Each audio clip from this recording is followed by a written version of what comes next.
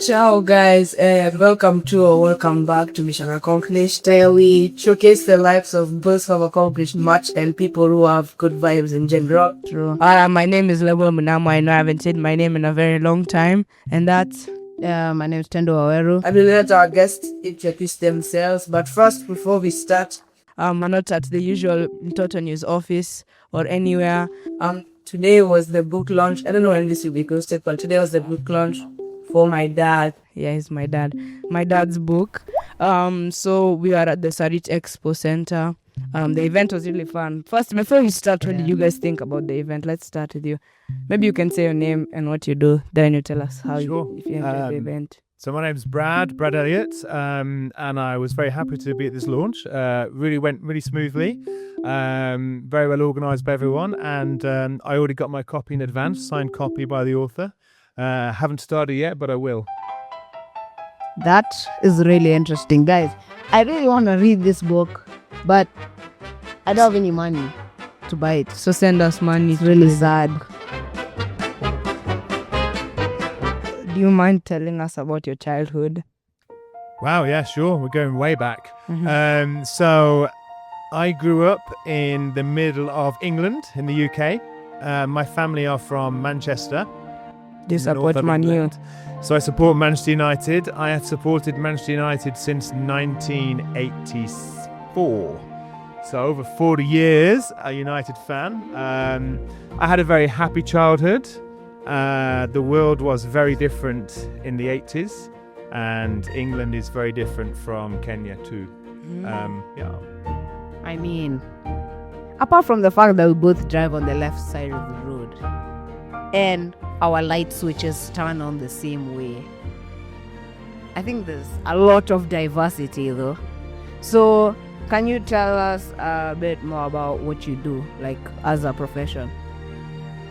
So we're jumping ahead. So I am currently, I have my own business. The brand name is Spark Skills Training, and we do communication skills. So the main thing that I do for Sandbox, as an organisation I work with, is public speaking training.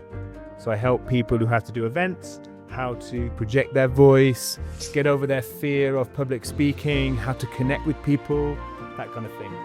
I know so many people who would really benefit to that, learn how to raise their voice and be able to do public speaking really well.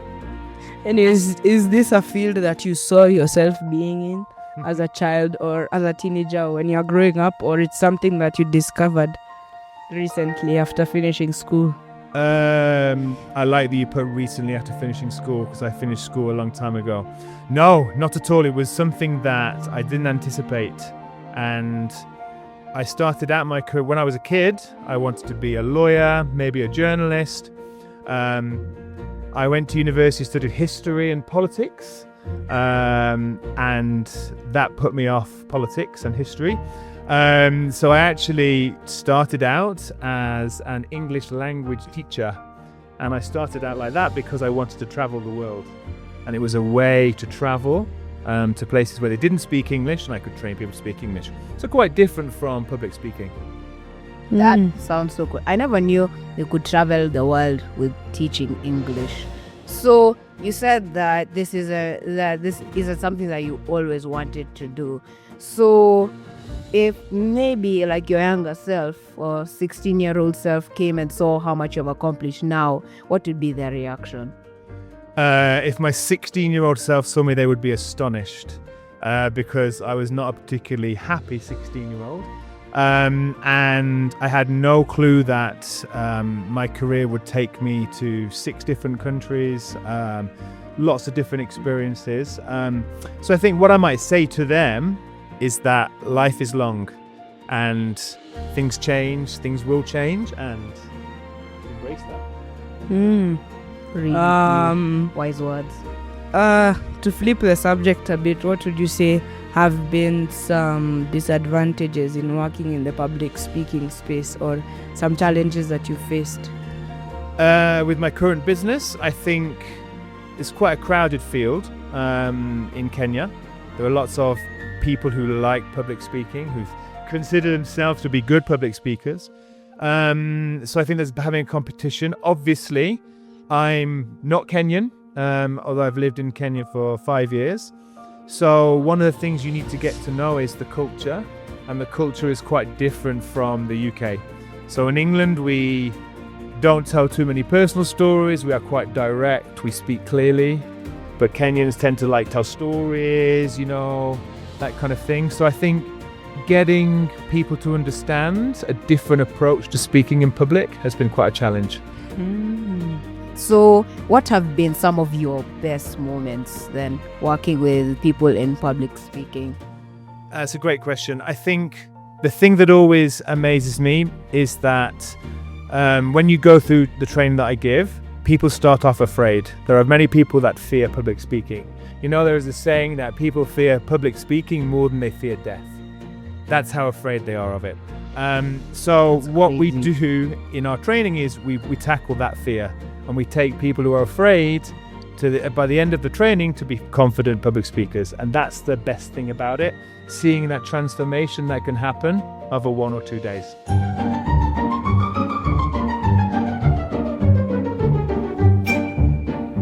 What would you say is what wakes you up in the morning and tells you to go to work, and like what motivates you and keeps like driving you to continue doing what you do as a job?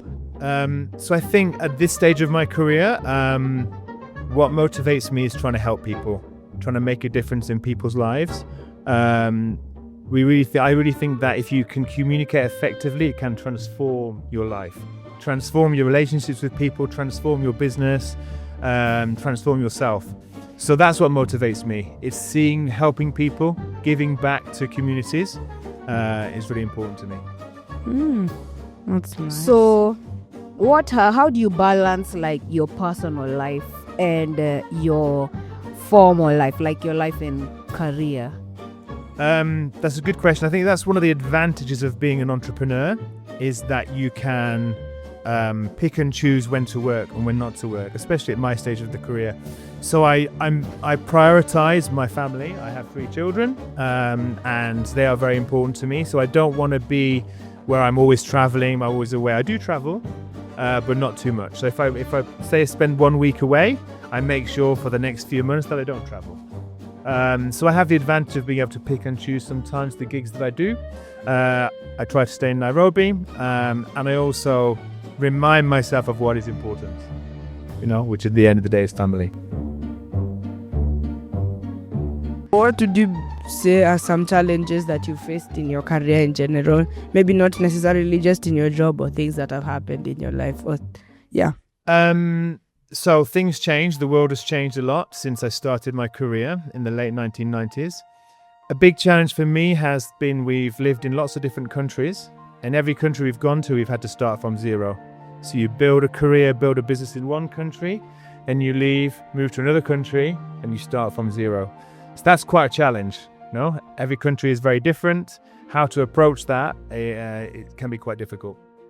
So, if you weren't training people in this country, like on public speaking and in your business, what would you be doing? Like, say, in another life, maybe, what would you be doing as a career? It's a great question. Interestingly, we're here at a book launch. I'm also a writer. So I think if I didn't do what I did, I would be a full-time writer.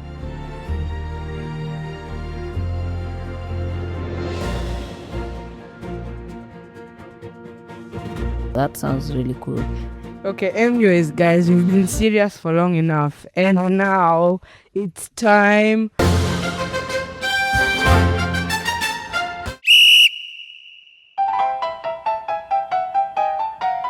So, first question: what are your hobbies outside work? So I like working out. I like fitness. I run marathons. I like watching football and sport in general. And I also like eating nice food. Apple or Samsung? Apple, 100%. Apple. But don't you think that it's a marketing gimmick so that when the phone gets spoiled, you can only buy a new phone, you can't necessarily repair it? You've definitely got lock-in, but I like the design. It's easy to use, and I'm used to it now. But me, I don't understand why we have to pay the full price for Apple. As I keep saying, it's already been beaten, so they should give you a discount.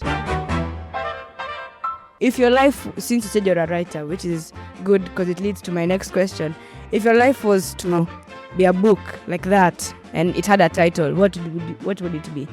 Based on your experiences and like your journey in life. It's going to be okay.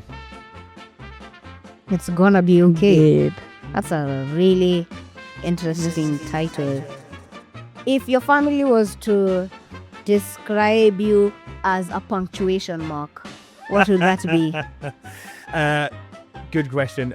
Double exclamation mark. Double exclamation mark. Hmm. And Interesting. giving energy vibes. If you're to be an animal, what would you be and why? Do you know what? I've got an idea in my head of what I would be an animal, some kind of lion or tiger, but probably not that. I think I'll probably be a horse. Why? A horse. Strong, determined, a little bit stubborn. Ah. Okay, I don't see they're easy to train because I've never trained one, so I wouldn't know for myself if they're easy to train. But I'm assuming that they're easy to train. Depends on the horse. I'd be a wild horse. Be a wild horse. That's interesting. So, if you were to visit any country in the world right now, like I was to give you a ticket to go to any country in the world, what would that be? A country that I've not been to yet that I want to go to is Japan. Japan. Why? So many guests want to go to Japan. Really? I met so many people who want to go to Japan. Why would you say you want to go to Japan? I think it's a totally different culture. They've got a rich history, very, very diverse, very, very different from Africa, different from Europe. And it's just a place that's really fascinated me. I don't know why.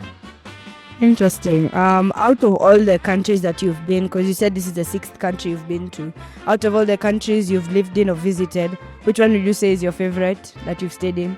Countries that I've lived in Europe, I'll pick one in Europe, one in Africa. In Europe, Italy, amazing food, amazing culture, great language. And in Africa, I have to say Kenya. I'm really happy here. Yes, that is That's really Kenya.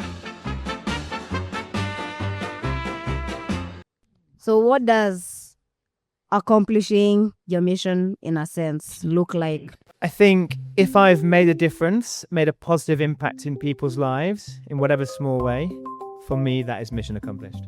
Yeah. Anyways, guys, that's been pretty interesting. But now, for the most important question of the podcast, when would you like to ask it?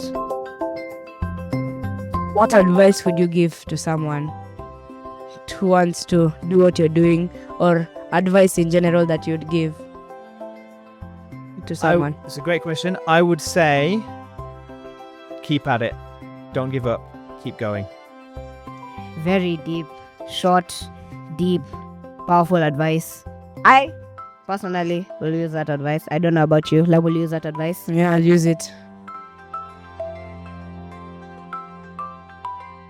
According to my watch, good things have to end, and this podcast was really fun. So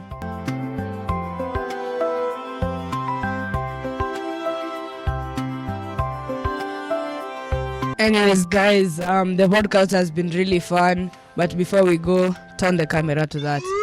You see that really big book there? Regardless of your age, you can go and buy it and turn the camera back to me.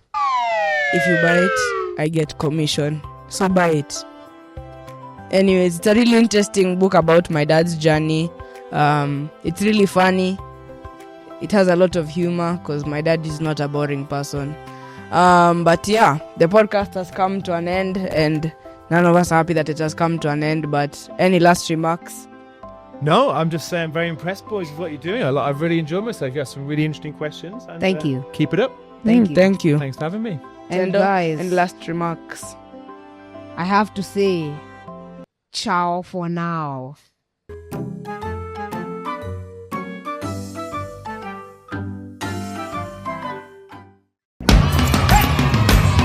We are Mtoto News, a digital platform that empowers children. We curate and create engaging content about and by children. Through audio, video, writing, and infographics, we believe children should be players, not spectators. Through child-led research, we amplify young voices, shaping policies and programs. To partner or donate, send an email to info@mtotonews.com or call 0705 855258. Mtoto News, making children visible.